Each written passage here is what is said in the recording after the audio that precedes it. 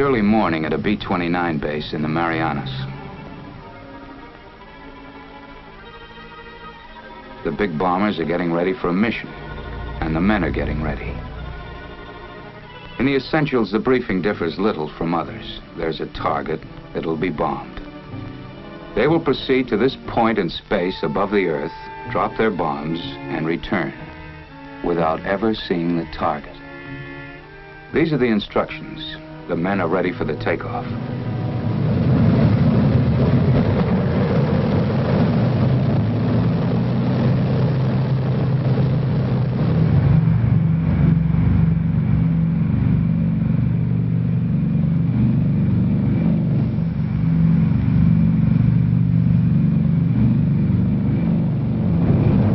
Hours aloft. The huge armada of superforts is spanned over 1,000 miles of trackless waters. The weather bears out the forecast. Clouds, heavy overcast, all the way to the target. At 23,000 feet, they're above it. Below and beyond lies the Japanese mainland, and somewhere beyond that, the target. If the enemy took comfort in the thought that the bombardier sees nothing more than this, they were living in a fool's paradise. For at a calculated instant, tons of high explosives, and yes, even the atomic bomb, would be sent away to the target, aimed by the miracle of radar. Before you now is the radar scope, a small circular screen giving X-ray-like vision to the mysterious 11th member of the crew, the radar operator. Until recently, we've known little of what he does, and even less about the instruments he uses. Basically, radar equipment consists of a radio transmitter and receiver. The transmitter sends a radio beam earthward. If it strikes water, the beam is not reflected. The receiver picks up nothing, and the scope appears dark, as it is now over the Pacific Ocean. But if the beam strikes a solid object, such as land, it's reflected and shows light on the scope. Watch. Something's coming in now at the upper left. Adjusting the receiver controls sharpens the picture. There they are. 2 islands, both with mountains on them. That should make them easy to identify. According to the charts, only 2 islands of this shape and contour lie off the southern coast of Honshu. The little one, Kojima, the other, Hachijojima. 2 tiny dots on the face of the globe point the way for a cargo of destruction.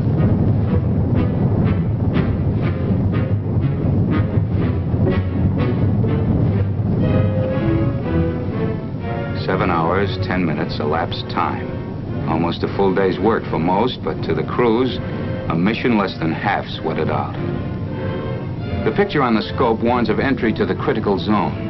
The return shows a large landmass, Japanese coast, over 100 miles of it. You see that bright spot at the top of the peninsula?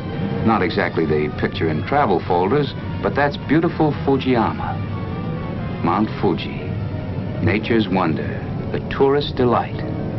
Now a beacon inviting disaster, a reference point for final calculations.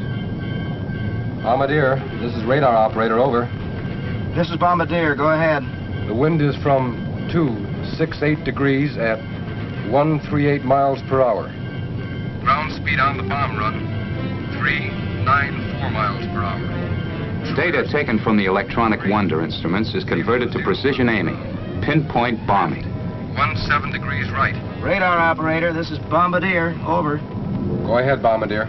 The site's set up, we're ready to bomb. The bomb run begins with a turn directly over Fujiyama. When the bright spot that is Fuji touches the black line, the instructions are... Pilot, start 1/4 needle with turn, rolling out on the heading of 31 degrees. Roger. Bombardier, open bomb bay doors after turn. Roger.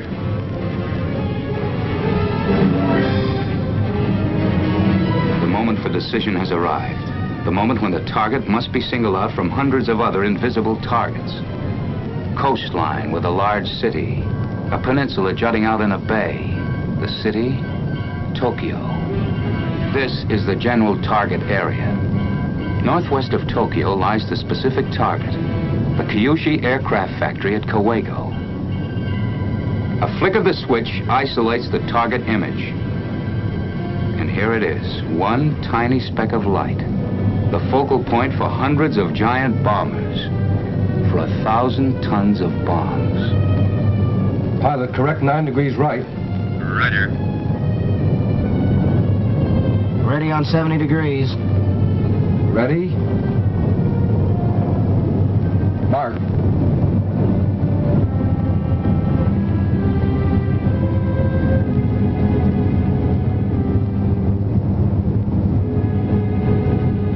Mark.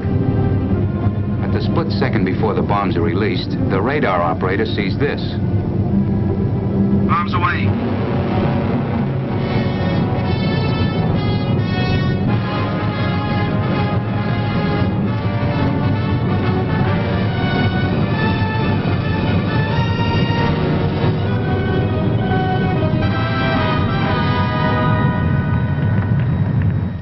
And this is what the Jap sees. His cities, his factories, in ruins. A lot of you out there are probably asking, well, why show us this? The war's over. Well, we wanted to let you in on one of the big secrets of the war. Thought you might be interested.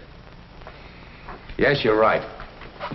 The war is over, and we won it. And by we, I mean the foot soldiers, the men at sea, the crews who flew the missions, you men and women who worked in the factories, the scientists who gave us radar and the atomic bomb, and every last man, woman, and child who bought war bonds. That was all part of winning the war. But now there's a matter of the peace. Most of the men in uniform will be returned to civilian life. Likewise, factory workers will go back to producing civilian goods. But our scientists must go on perfecting old inventions and developing new ones for the security of our nation at peace. And you who bought bonds in support of the war effort can buy a share in the peace by investing in bonds today. How about it?